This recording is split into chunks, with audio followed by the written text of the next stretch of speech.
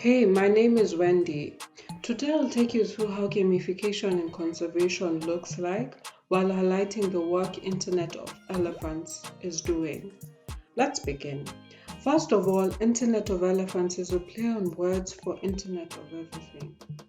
It is also a social enterprise based in Kenya that uses unique mobile games, augmented reality, and data visualizations to tell stories of individual animals studied by real conservation organizations and researchers all over the world. It aims to engage people who might not have a previous interest in wildlife conservation. Internet of Elephants was started by an American called Gautam Shah, who found the rising tech ecosystem in Kenya a great reason to set camp in the country. Speaking of setting camp, let's enter the Wildeverse.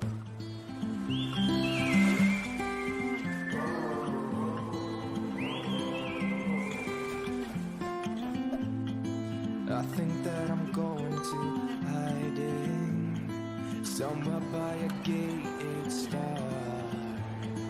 Baby, they ain't never gonna find me. I'm a renegade.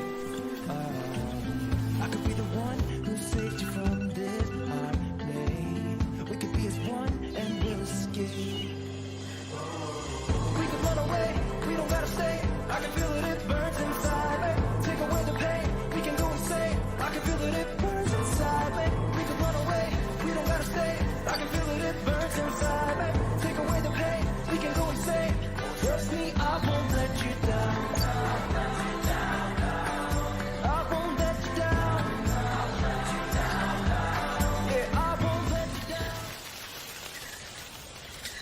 Their flagship product was Wildeverse, a mobile AR game for tracking and researching apes in the wild.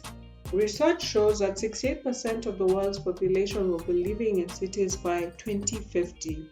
Games like Wildeverse will help us stay connected to nature.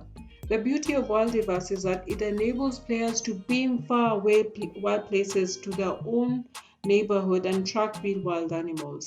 In addition, the mobile game not only creates empathy between broad audiences towards endangered wildlife, but also highlights organizations that support them. Have you heard of the Unseen Empire? One of Internet of Elephants' most recent releases is Unseen Empire.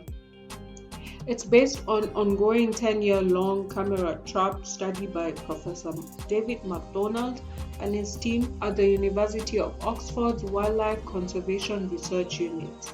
I got a chance to play Unseen Empire and I loved learning about different species. The aim was to reconstruct the camera traps while in search of the elusive clouded leopard.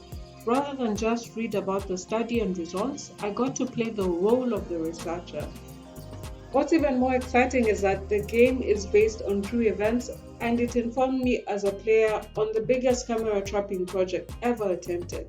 It's fascinating how Unseen Empire merges mirrored innovations from scientists figuring out how to follow animal patterns to technologists gamifying the process and giving people outside the scientific and academic world a chance to learn concepts they normally would not know about.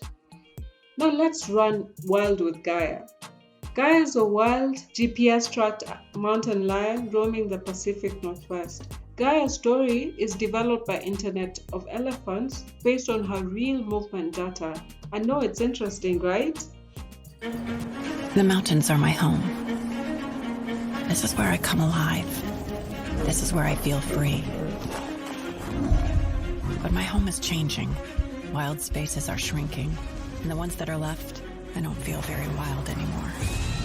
It's time to reconnect with nature and remember that we need to protect wild spaces for everyone. And now, it's up to you.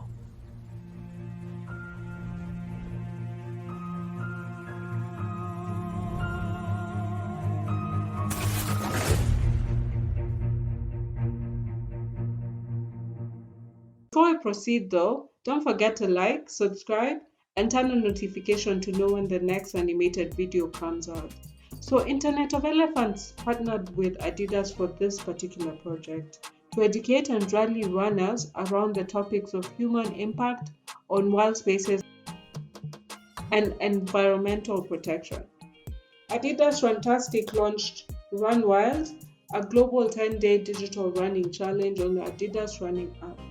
Athletes who opted into the Run Wild challenge tracked the total distance, that is running, treadmill, hiking, walking, virtual running, and trail running over 10 days. And each day, they could compare their progress to the distances traveled by Gaia roaming the Cascade Mountains in the USA's Pacific Northwest. It is an interesting approach towards gamifying exercise while addressing conservation efforts, and as a result, giving running a purpose beyond just physical health. So let's think like the private sector for a bit. Gautam Shah explains that to achieve large-scale long-term success, wildlife conservationists need to think like the private sector and invest in business innovation. As conservationists, we want people to support nature for the same reasons we do, but we must look at things through the eye of our customers, those who are looking to engage. This is something that successful businesses will never fail to do. Disney is an example of a company that tapped into people's love of animals as a foundation for its business. Think Zootopia, The Lion King, Jungle Book, and Finding Nemo. Zootopia generated 800 million worldwide in just 1 month. Internet of Elephants noticed people inherently love animals, a growing online gaming market, and also looked for ways to tap into it. They decided to partner with conservationists, gaming, and business experts in order to build world-class games that create a direct connection between people and wild animals. The games leverage friendly competition, status, fun, and curiosity.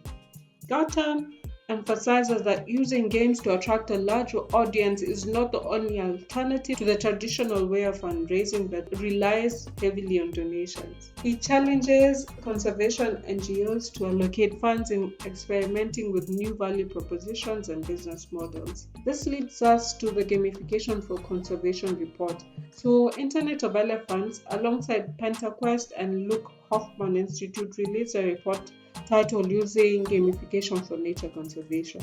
The purpose of the report was to seek to understand how storytelling and gamification could derive value from and for wildlife.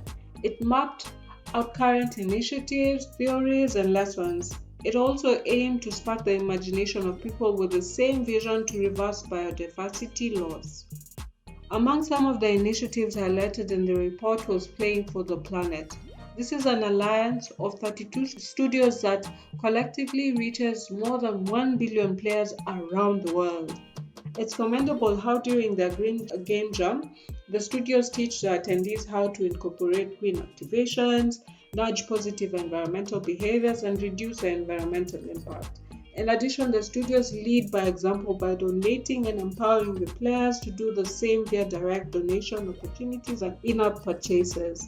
They also occasionally pledge a specific amount for every level that players reach during the game jam. These kinds of initiatives empower the players to support environmental efforts without having to donate money. The report called attention to the reasons why people want to engage with gamification in the first place. So Hashim Nethal says gamification works because players want to learn something new or engage in an activity. It's going to be very difficult to engage people with gamification when they don't want to engage in conservation behavior in the first place. So Hashim is a marketing and PhD candidate at Bayes Business School in London, and he is interested in how technology can be used to improve people's lives. His research is specifically on gamification and the impact it has on consumer behavior. Ultimately, one of the recommendations is that gamification should be viewed as one component of the overall solution rather than the single solution to conservation. Internet of Elephants has done its part in engaging a diverse global audience through gamified innovations and strategic partnerships. Now it's time to follow Internet of Elephants' lead, innovate, and get ways to engage more people towards causes that are meaningful.